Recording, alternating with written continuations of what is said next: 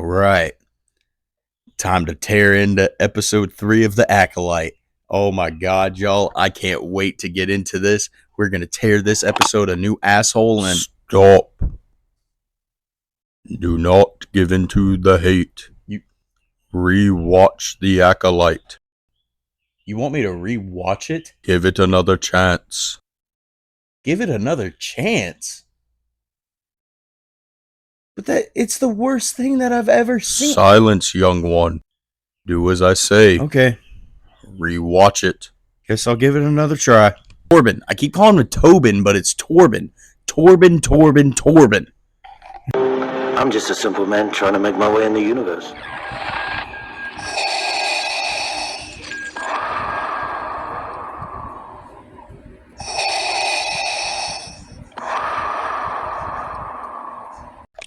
Hello there.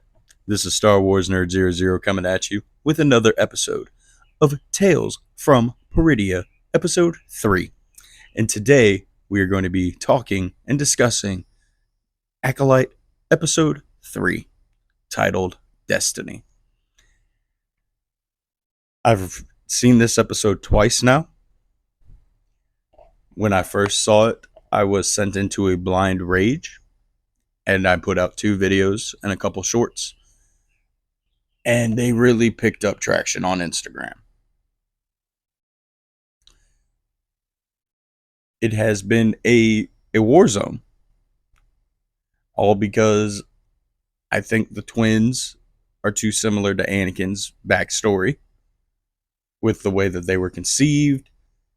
And even though I've stated that I know we don't know the whole story, some people don't seem to understand that I get that. But we've done enough hating on the Acolyte, except for the things I didn't like in this segment of the episode.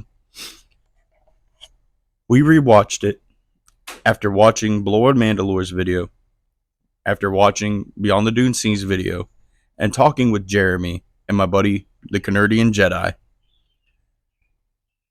I've kind of been given another point of view, a certain point of view.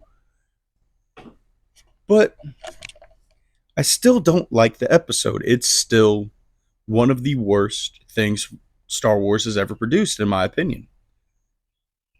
Would I say, like I said a couple days ago, and that it's in the same category as The Rise of Skywalker and The Last Jedi? I don't know. After talking with my buddies and watching a couple videos and rewatching the episode for this podcast, and I want to apologize. I know Sean was supposed to be on this episode, but there was a ton of fucking problems. Like, I don't know what went wrong. None of my recordings had audio, and Sean's not able to fucking send me the damn recordings that he did.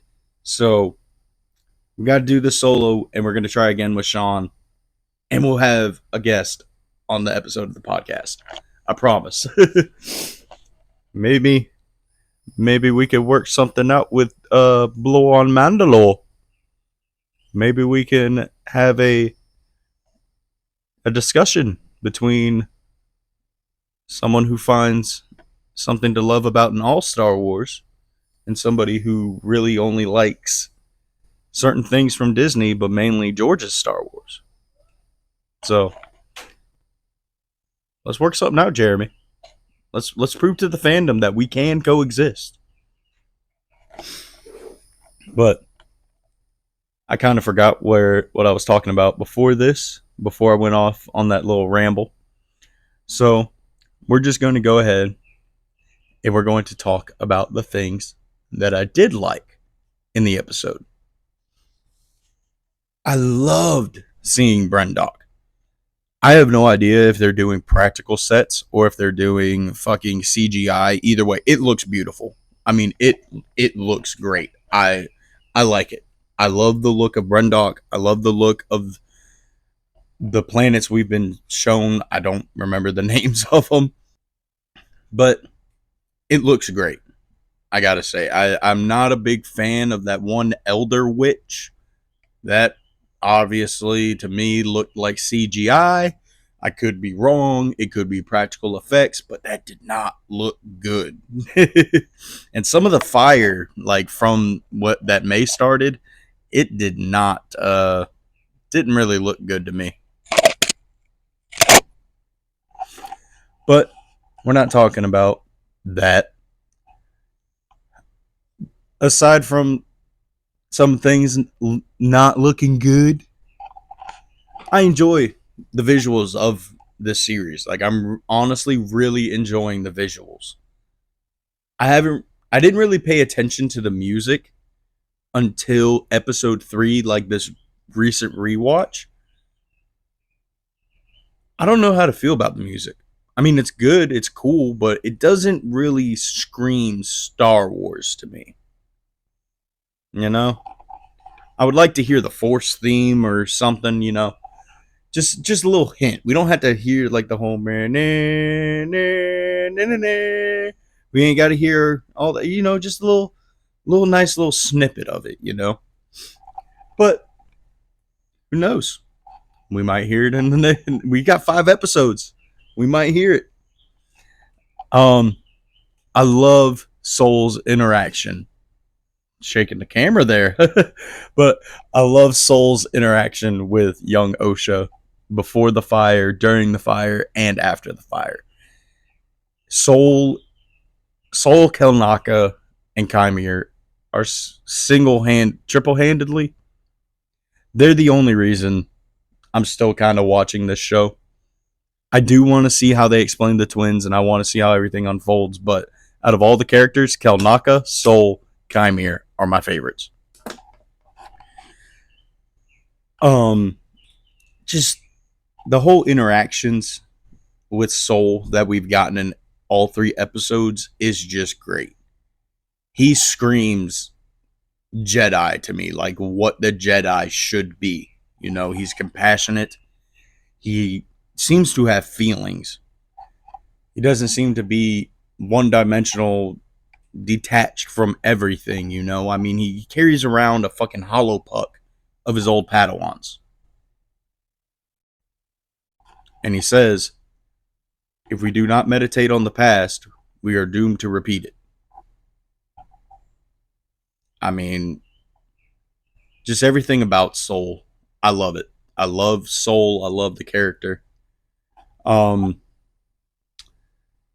the look of Mother Coral and Anaeza, I think that's how you pronounce it. They look great. The costume, the set designs, that they nailed it. Like it is so distinct that this is so like detached from the prequel era and the sequel era that they just look great. I mean, I want a High Republic Jedi outfit so fucking bad. I want an up close of the gloves. Like I want a clear up close shot of the gloves that they're wearing because those things look cool as shit. It looks like armor. But you know, we shall see where the series goes. But just the costumes. I'm a sucker. I'm a sucker for a Zabrak. Female Zabrak. Boy, you sold me. She may look like the Dollar General version of Mother Talzin, but she looks good. Mother Anaeza, like the outfit she was wearing, I don't know if that was beads or like metals or what it was during the ascension that she was wearing, where she gives the whole like when they start that weird chant, which we'll get into. That outfit looked cool. I loved it. I love all the outfits of the witches. They look great. And now we are unfortunately going to shit on a little bit of this episode. On a little bit. Oh, I forgot something that I did like. I did like finding out that Torben was a Padawan when Brendock went down. I would love to see more of what they what Torben did exactly that made him feel so guilty, aside from maybe just the Jedi leaving before they knew. Maybe he saw May. Maybe he saw that May was alive. Or maybe he felt guilty about splitting up their family. But I was talking with Canardian Jedi, and I came up with my own theory of how he got his scar. So, I think that Torben blew up the witches, like when everything collapses and you hear them scream. Maybe he had a part of that. And I think the way he got his scar is the same way that George Lucas said Anakin got his scar. I think he slipped and fell and got his scar.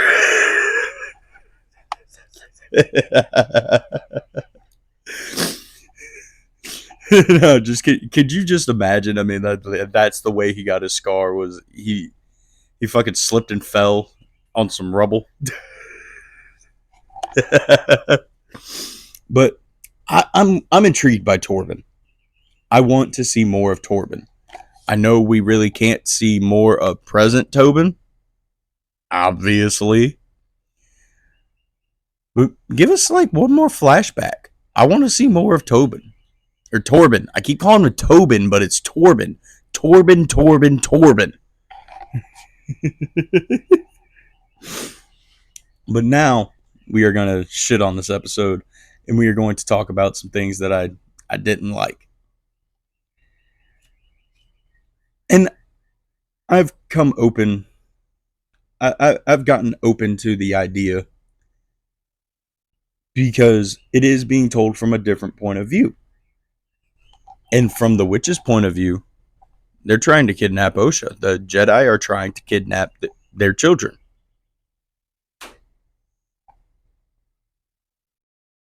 But at the same time, I don't like it because you got to assume they would not induct Osha or May into the order because of how old they are, because of how attached they. I know they call Anaeza mother or mama, and there's Mother Coral, but what if the twins see every single witch as one of their family members and their mothers? That's a big ass family. That's a huge ass attachment. And to me, I would honestly think that the Jedi would give the family the option, you know? I don't think that they would just. They would probably make arguments of why they need to be trained and why they want to train them. But I don't think that if the family didn't want the child to be trained, I don't think the Jedi would have gone against that. But then again, it is being told from the entire show is being told from the dark side's perspective, you know? But I don't know, that's just something that doesn't really sit right with me. And maybe they do go around kidnapping children, and maybe they don't give families the option to have their children trained. I don't know. It's not real. I wish it was.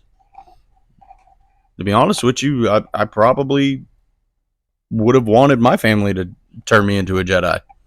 I've always wanted to be a Jedi since I was little. Since I was 4 years old. But who knows? Maybe we'll see another point of view of how the Jedi get their Padawans and inductees and all that stuff. That chant. The power of one.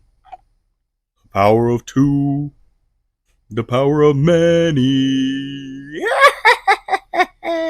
Yeah, did y'all catch, as Connor from Beyond the Dune Sea asked, did y'all catch that Wicked Witch of the West fucking laugh? Like, what the fuck was that about? Why did we get a musical chant? And to be honest with you, I had no idea that shit actually happened. I kept seeing posts about it, and I watched the episode when it dropped. I don't know how I missed it, but I obviously did. because I had no idea what the hell people were talking about. I didn't even know that that was a real thing in the show. I didn't even want to rewatch the episode until I did. What the fuck was that? That was just that just kind of came out of left fucking field, man. Like, I don't know. I honestly don't fucking know what the hell that was about. It was weird. It kind of, I don't know. It was weird. It felt out of place.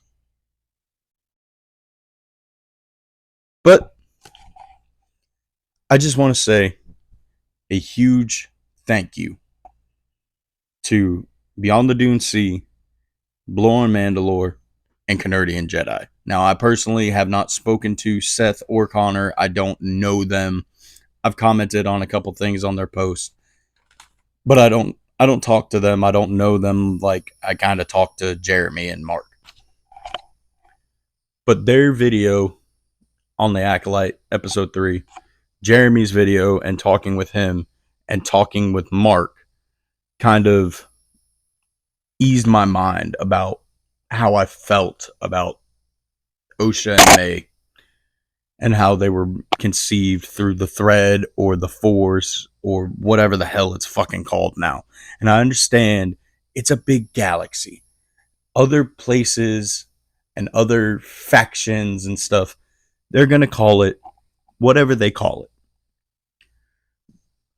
And it's just the fact that they were kind of created through whatever it is the witches did. That, as a big Anakin fan, it doesn't sit right with me. It even after the second rewatch and taking everything that we've talked about into account, it still doesn't sit right. You know, and I know it's only 3 episodes deep. Mark and Jeremy have got to keep reminding me. Excuse me, they've got to keep reminding me that we're only 3 episodes in. I kind of don't agree with Jeremy. Jeremy says that Disney just cuts the checks and occasionally makes the executive decision. I don't agree with that, man. I think that Disney just kind of does whatever they want. But I don't know. I don't work behind the scenes. So I could be wrong. Jeremy could be completely right. But after I was talking with Mark, he brought up some fantastic fucking points that I didn't even think about or didn't even. I was just in so much of the dark side took over me, okay? I saw a spoiler. I was spoiled about episode 3, so I was scared. I had the fear in me that they actually did what the spoiler said and the twins were born through the force or the thread or whatever. And then I saw it. I was angry. I was so fucking angry. I'm still angry, but not as angry. But I was so fucking angry that I put out 2 hatred videos, kinda. I hated this episode. I still do. But the hate just took over. And then I had to put myself through the suffering of rewatching this episode. But only after talking with Mark. And Mark really put things into perspective for me. Because he said that Anakin was born through the Force. They said the twins were born through the thread or something unnatural and twisted. So that already set. Anakin was already specifically born through the Force. So that already sets him apart from the twins. I don't like how similar the backstory is. But, you know. Mark did point that out, and it did kind of ease my thoughts. He also pointed out, and he's not saying that the witches were all created through the thread or created how the twins were born. I'm not saying that that's how the coven was created. Okay? That's not what we're saying. But let's say the coven was created exactly the way the twins were. The entire coven's female. Anakin's male. So that sets him apart and is still a huge anomaly because how the fuck did that happen? How the fuck did a coven of females being born this way end up, some other dude or some other being come out almost the exact same way and he's a male? How the hell did that happen? I'm not saying the fucking coven was created that way. It's a let's say. But also say a ritual was used and in play when the twins were created. Technically, yes, Palpatine and Plagueis were manipulating midichlorians, trying to create the perfect dark side entity, and the Force pretty much spat in their face and was like, all right, here you go. Here's Anakin. He's going to bring balance. Shmi don't know how she got pregnant with Anakin. I mean, I really hope that the Acolyte doesn't tie it in to how Shmi got pregnant with Anakin. But if they do, they have to tie it in with Plagueis. And maybe Plagueis helped out the witches. Maybe Plagueis learned about the witches and was like, hey, I'm going to top this. You guys created one dark and one light being like this. I'm going to create one massive dark side entity. Maybe that's how Plagueis is tied into this. Maybe that's how they explain everything. But they have to make it work. You can't change Plagueis. You can't change his species. You can't change the fact that he was manipulating the midichlorians and trying to produce life or make the Force favor the dark side, tipping it out of balance, resulting in Anakin. Just please don't. Okay? I already saw Luke Skywalker get changed. I don't think I can handle another massive character change like that. But, like I said, and will continue to say, we don't know the whole story. I'm speculating and jumping the gun. We got 5 more episodes, y'all. So let's just see where everything goes. Who knows? It might be amazing. It might blow my fucking mind. Because remember, they're aiming to have a lightsaber duel on par with Duel of the Fates. Do you know how great it would be if maybe we got some prequel choreography?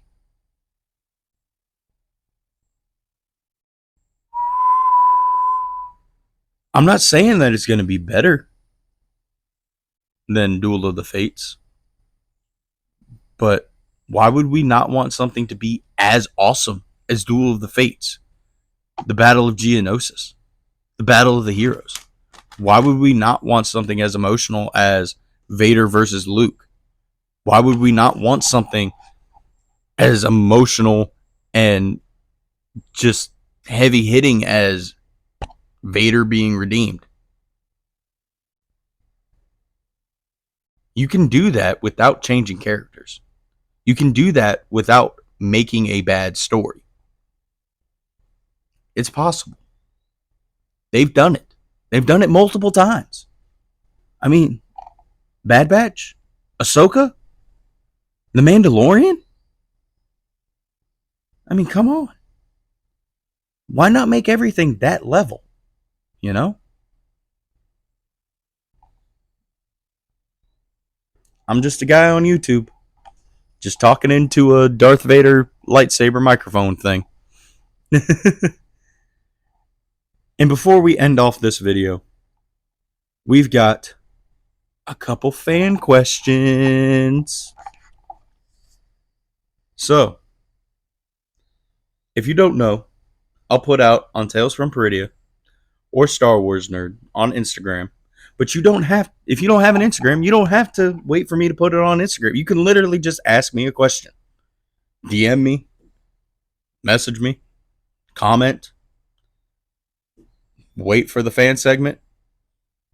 But I always put out a fan segment, and I want to know what you guys think, how you guys feel, what's going on. You know, just hear from y'all. And I always do that like Monday, Tuesday, Wednesday, whenever I honestly feel like it, to be honest with you. I haven't really figured out a schedule for this shit yet. But we've got 3 questions this week. 2 of them from the same person. And I love it. I appreciate everybody who participates. We're almost at 200 subs on Star Wars Nerd. And when we reach 200 subs, we're going to react to watching the fucking holiday special for the first time. I've never seen it. I was under the impression that you could not get a copy of this shit unless you knew somebody with a fucking copy of this shit. And it's all over YouTube now. So, 200 subs. We're going to react to it. We're almost at, I don't know what our subscriber count is here. I'll put it up while editing the video. But I would just want to thank you guys. You guys are amazing. And our first question comes from Darth Christensen, 17. What version of Anakin is your favorite between Attack of the Clones, Revenge of the Sith, Ahsoka, or Kenobi? So no Matt Lanter love? No Clone Wars Anakin love? No weird collared shirt thing hologram that we saw in Rebels Anakin love? Fine, you're going to make me choose between the fucking live action? I'm going with Matt Lanter. I'm going with Clone Wars. Nah. All reality, I love every version of Anakin. I think they're great. I don't think that any version of Anakin has been messed up. I love it. I absolutely love it. I love his character. I love Hayden Christensen. I love Jake Lloyd. I love fucking Matt Lanter.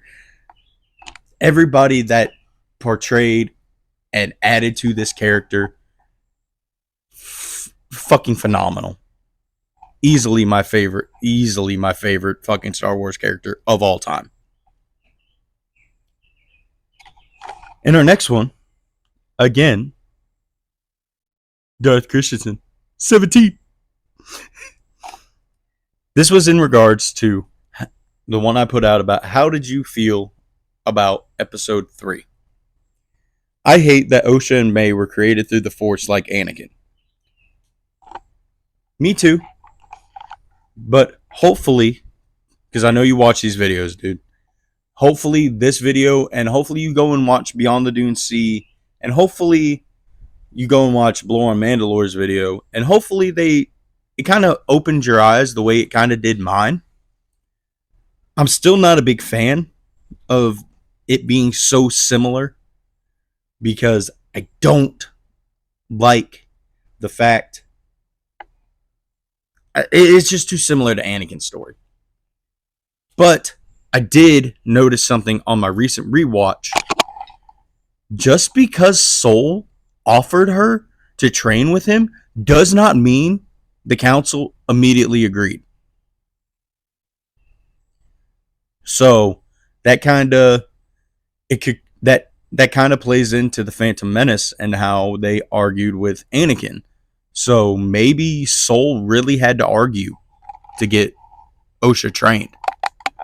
So, but I don't like episode 3. I don't like the way that the way they explained it so far. Could have been done way better. But again, Doth, I hope my video, what Mark said that I covered, Jeremy, I hope that it kind of opened your eyes. But I understand where you're coming from as an Anakin fan, because they already did our boy dirty. They did him dirty. They don't need to do him dirty anymore. They already ruined his son. Don't ruin the father. And our final question. Mr. Blow of the Mandalore. Or should we say the Rave of Mandalore? Did you see Torben after the fire? Huge scar from that night. The hunt is on. Dude, you pointed out to me that Kelnaka had a shaved head and tribal tattoos. You pointed this out. I noticed Kelnaka when you first told me about it, and I went back and looked and saw it. I did not see Torben with a scar. Maybe I just wasn't paying attention enough. So we'll go back and rewatch that and maybe see. But hopefully we'll see more of Kelnaka and Tobin. Torben! Why do I keep calling him Tobin? But that does it for this week's episode. I hope you guys are enjoying the content. I hope you guys are enjoying the Acolyte. And I just want to say, if you enjoyed episode 3, I'm happy you did. I'm genuinely happy that you guys are enjoying Star Wars. It might not be the way that the baby... It may not be the Star Wars that I grew up with and the way that I want Star Wars to be, but I am glad that there are still huge new fans coming into this fan base. And we just all need to, set the differences aside and just be one with the Force, and the Force will be with us. I'm one with the Force, and the Force is with me. I hope you guys enjoyed this video. I know you're tired of me rambling on. So have a good one. Be great. And may the Force or the thread or whatever the hell you want to call it be with you. Always. Peace.